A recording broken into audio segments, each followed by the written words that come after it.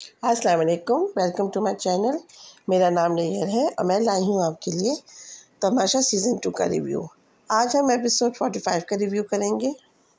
आज की एपिसोड भी इसी तरह स्टार्ट होती है जैसे कि एज़ यूजुअल सारी एपिसोड स्टार्ट होती है मॉर्निंग सॉन्ग के साथ। लोग जो उठते हैं स्पेशली बॉयज़ रूम में दिखाते हैं, ज़्यादातर बॉयज़ डांस कर रहे होते हैं। अब जो जुनैद का ज़्यादातर साथ देते थे डांस में वो अली और दानिश थे। वो दोनों घर से एक-एक करके जा चुके हैं और उनकी कमी सब लोग बहुत महसूस कर रहे हैं, इवन हम लोग भी महसूस कर रहे हैं। और आज उनका साथ जो है वो फैज़ान देते हैं। मेरे ख़्याल में जुनैद जब तक हैं तो ये मॉर्निंग सॉन्ग पे डांस करते रहेंगे, चाहे उनका कोई साथ दे या नहीं दे। तो 8 बजे का टाइम दिखाते हैं और ये इनका दिन का आगाज़ हो जाता है। फिर बीच में मेकअप टाइम और नाश्ते का टाइम स्किप करके सीधा 10 बजे का टाइम दिखाते हैं और देखते हैं कि फैज़ान जो है वो नताशा के साथ अक्सर बैठा हुआ होता है।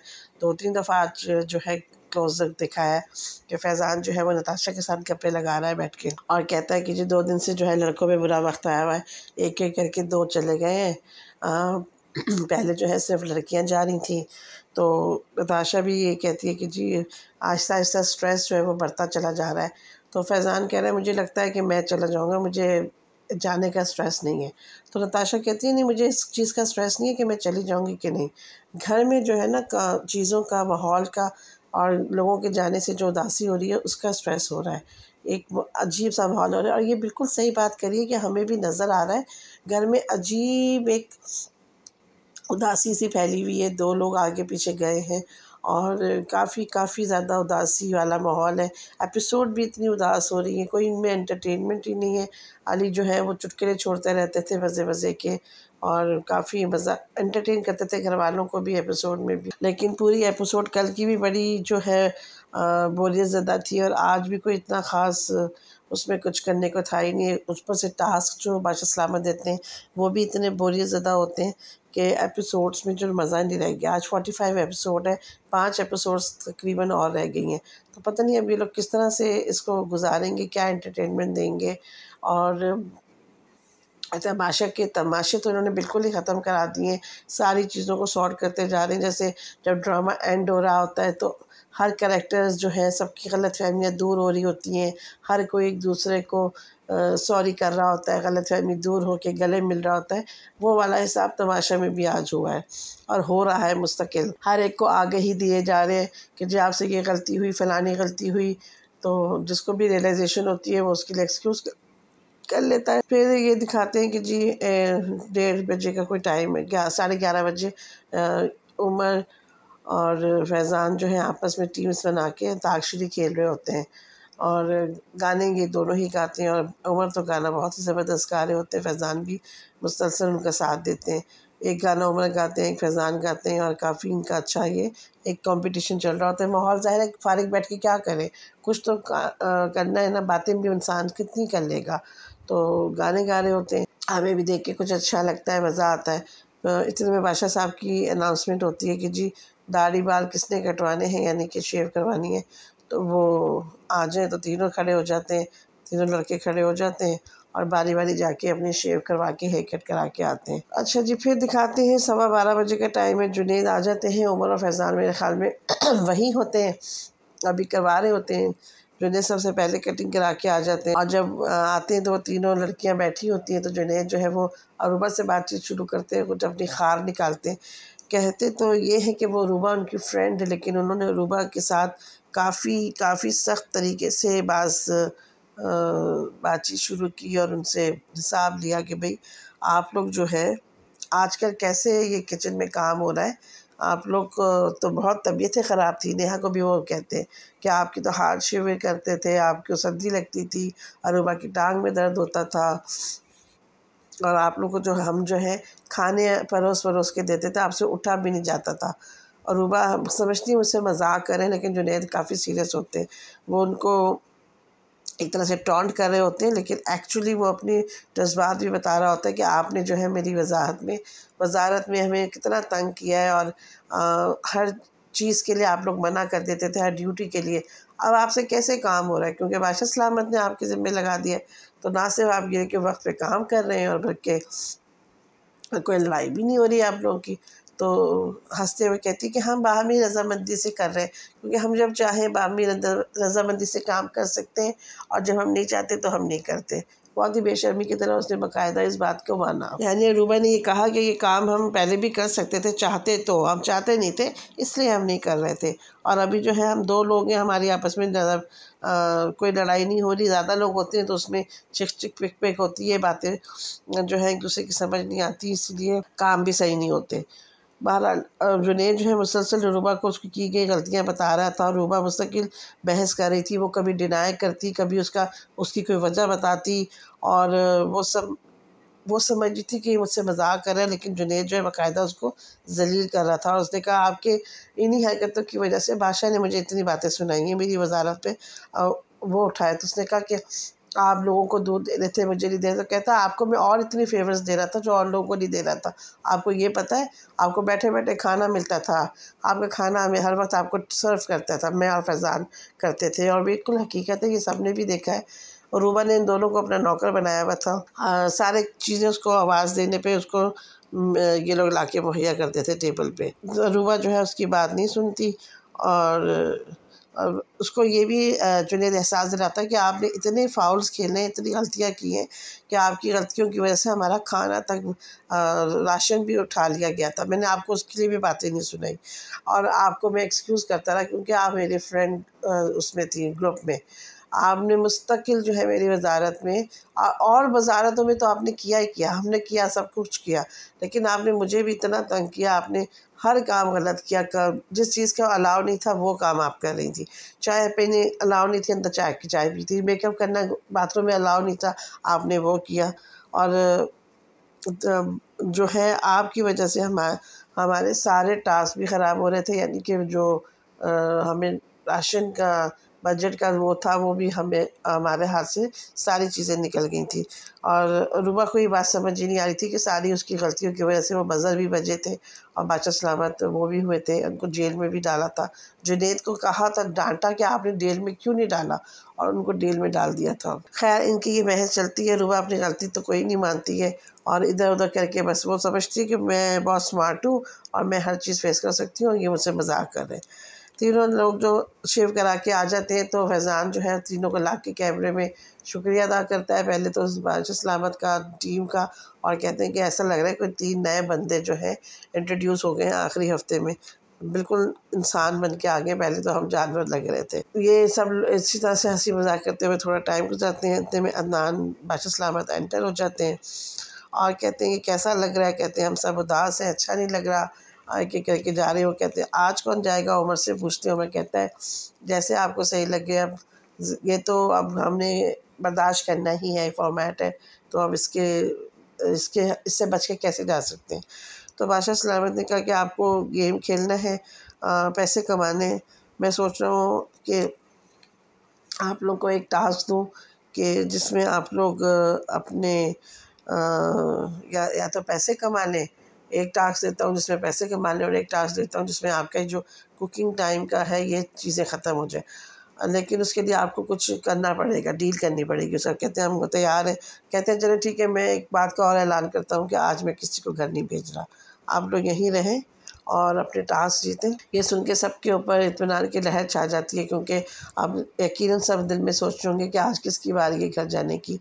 लगातार 2 दिन 2 लोग गए हैं, तो घर में बड़ी उदासी का माहौल चल रहा था। और मैं भी वही सोच रही थी कि अगर ये रोज़ाना एक एक बंदे को भेजते रहेंगे तो यानी कि आखिरी दिन एक ही बंदा रह जाएगा फ़िनाले अटेंड करने के लिए, ऐसे कैसे पॉसिबल होगा। बहरहाल आज जो सिलसिला रोक दिया उन्होंने, और इनको एक टास्क दिया कि अगर आप लोग आईने से बैठ के अपने आप बारे में सच बोलें, ऐसी बात जो आपको किसी से कहनी थी और आप नहीं कह सके, वो आप आज कह सकते हैं। और अगर आप सच बोलेंगे तो आपका ये टाइमिंग्स जो है, कुकिंग टाइम, मेकअप टाइम, ये सब ख़त्म हो जाएगा। तो ये सुन के सब खुश हो जाते हैं। और ये भी बादशाह सलामत कहते हैं कि जो लोग इस घर से चले गए उनको अगर ये मौका मिले तो उनको कितनी बातें हैं कहने की, और वो कर सकते हैं। तो आप अभी इसी घर में हैं, आपको मैं मौका दे रहा हूँ कि आपको किसी बात की माफ़ी मांगनी है, किसी बात का एतराफ़ करना है, किसी भी इंसान से, जो लोग कंटेस्टेंट चले गए वो या जो अभी मौजूद हैं, किसी से कोई ऐसी बात कहनी है जो आप आज तक नहीं कह सके, वो आप कह सकते हैं। सब लोग खुश होकर ये चीज़ को एक्सेप्ट कर लेते हैं। टास्क स्टार्ट होता है इनका। सबसे पहले जो है फैज़ान आईने के सामने बैठता है, उसको स्क्रीन पे एलईडी पे सब देख रहे होते हैं लाउंज में बैठ के, और फैज़ान शुरू होता है अपनी बातें करना अपने आप से, अपने आप को फेस करके, और कहता है कि जी मैं इस शो में सबसे पहले जो है दानिश से माफ़ी मांगना चाहता हूँ कि मेरे से मैंने जो उनसे नादानस्तगी में बदतमीज़ी की और गेम मैं ख़राब कर रहा था और बातें मैंने उनको सुनाई, उसके लिए मैं बहुत माफ़ी चाहता हूँ। मैं उनके मुंह पे नहीं कह सका, लेकिन अब मैं कह रहा हूँ, मुझे बहुत एहसास है मुझसे गलती हुई। फिर उसने दूसरा जो है अली दूसरे नंबर पे उसने बादशाह सलामत से माफ़ी मांगी, क्योंकि उसी टास्क में उसने बादशाह से भी ओवर बातें की थी, और उसने बोला कि मैं पता नहीं कहाँ पे चढ़ गया था आसमान पे, और मैंने जो है मुझे समझ नहीं आ रहा था, मैं बहुत ही रॉन्ग साइड पे जा रहा था। मुझे कुछ थोड़ा सा बाहर से फीडबैक मिला तो मुझे पता चला कि मैं बहुत रॉन्ग साइड पे जा रहा हूँ, और मेरे आसपास के जितने लोग हैं उनको भी नई गाइडेंस मुझे देनी चाहिए। अगर वो मेरी सुनते तो मैंने उनको बैठा के बोला कि हमें पॉजिटिविटी लानी, हम नेगेटिविटी से दूर रहें। फिर एडी से भी सॉरी किया उसने, और जुनैद से किया, अली फैज़ान से किया। इसके बाद फिर जुनैद की बारी आती है। जुनैद ने तो लाइन लगा दी सॉरी करने की और रोने की। वो पहले दानिश से उसने सॉरी किया, मैंने आपके साथ बदतमीज़ी की, लाउड हो गया, मुझे नहीं करना चाहिए था। असल में जुनैद दानिश के जाने पे भी बहुत रोया है, और अली के जाने के बाद भी बहुत रोया है, बहुत इमोशनल है। और इसको बहुत बाद में जाके पता चला कि जिन लोगों के साथ था वो एक्चुअली फ़ेक और नेगेटिव लोग हैं, और जो दूसरे पार्टी थी वो बहुत पॉजिटिव और अच्छे लोग हैं। तो बहरहाल अब उनके जाने के बाद उसने इनसे उनको मिस भी बहुत किया, बहुत रोया बाकायदा, और अब उनसे सबसे पहले उसने सॉरी कहा, दानिश से, अली से।